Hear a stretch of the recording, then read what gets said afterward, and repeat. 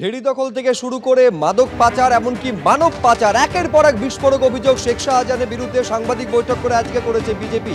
এই প্রশ্ন বিজেপির তরফে তোলা হচ্ছে যে যার নামে 200 কোটি টাকার মাদক আনা হচ্ছে তিনি কোথায়, প্রশ্ন তোলা হয়েছে বিজেপির তরফে। এ অভিযোগ করা হচ্ছে যে মাছ ব্যবসার আড়ালে কি মাদক ব্যবসায় শাহজাহানের টাকা খাটতো। আফগানিস্তান থেকে মাদক এনে পাচারের অভিযোগ করেছে বিজেপি।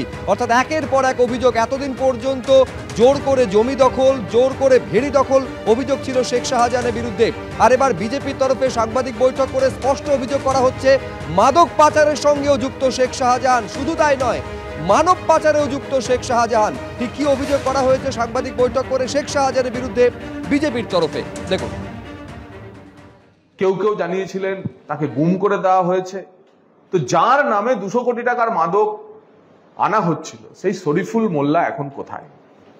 আমাদের দ্বিতীয় প্রশ্ন, শরীফুল মোল্লার নামে তৈরি হওয়া যে দুটি তিনটি সংস্থা, সেই সংস্থাতে শাহজাহানের সম্পর্কিত কোনো মাছ বিক্রির আমদানি রপ্তানির সংস্থার আর্থিক বিনিময় পাওয়া গেছে কি? মাছের আমদানি রপ্তানির কারবার টানতে গিয়ে এমন কোনো রপ্তানিকারক সংস্থা বা মাছ ব্যবসায়িক সংস্থার সন্ধান মিলেছে কি যে ব্যবসায়িক সংস্থা থেকে শরীফুল মোল্লার যে সম্পর্কিত অ্যাকাউন্টগুলিতে টাকার ট্রানজাকশন হয়েছে এবং সেই টাকা পৌঁছেছে মাদক যেখান থেকে এসেছে সেখানে,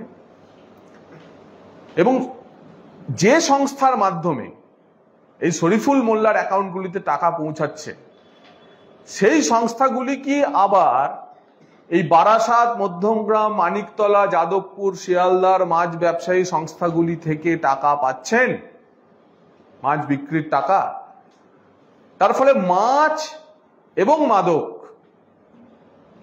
একাকার হয়ে গেছে। আপনারা জানতে পারবেন যে কিভাবে এখানে কাটমানি, সিন্ডিকেট, তোলাবাজির টাকা চিংড়ি রপ্তানির মাধ্যমে আর কালো টাকাকে সাদা করা হয়েছে। আমরা শুধু আজকে তদন্ত মাঝপথে চলছে বলে ইঙ্গিত দিয়ে রাখলাম।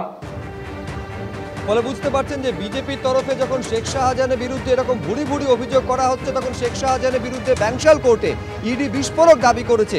ইডির দাবি অনুযায়ী 10 বছরে দুটি সংস্থার মাধ্যমে শেখ শাহজাহানের কোম্পানির অ্যাকাউন্টে 137 কোটি টাকা জমা পড়েছে। শেখ শাহজাহানের সংস্থা মেসার্স শেখ সাবিনা ফিশারির মাধ্যমে চলেছে এই কারবার। ব্যাংশাল কোর্টের বিশেষ আদালতে এমনটাই দাবি করেছে এনফোর্সমেন্ট ডিরেক্টরেট। এই 137 কোটির মধ্যে 104 কোটি টাকা ঢুকেছে ম্যাগনাম এক্সপোর্টসের মাধ্যমে। অরূপ কুমার সোম নামে আরেকটি কোম্পানি থেকে শেখ শাহজাহানের কোম্পানিতে জমা পড়েছে 33 কোটি টাকা। 2021 মার্চের পর থেকে চিংড়ির আমদানি রপ্তানির কারবারের মূল নিয়ন্ত্রক ছিলেন এই শেখ শাহজাহান। নগদ দিতেন শাহজাহান। তার নির্দেশে ভুয়ো নথি তৈরি করে অরুণ সেনগুপ্তর সংস্থার মাধ্যমে ঘুরপথে সেই টাকা চলে যেত। এই প্রস্তাবে প্রথমে রাজি না হওয়ায় ওই ব্যবসায়ীকে প্রাণনাশের হুমকি পর্যন্ত দেওয়া হয়, এমনটাই দাবি করেছে এনফোর্সমেন্ট ডিরেক্টরেট। 2021 থেকে 2023 পর্যন্ত প্রায় 30% চিংড়ি কেনাবেচা ভুয়ো নথি দেখিয়েই হয়েছে, এমনটা অভিযোগ করেছেন ব্যবসায়ী বলে দাবি কেন্দ্রীয় এজেন্সির।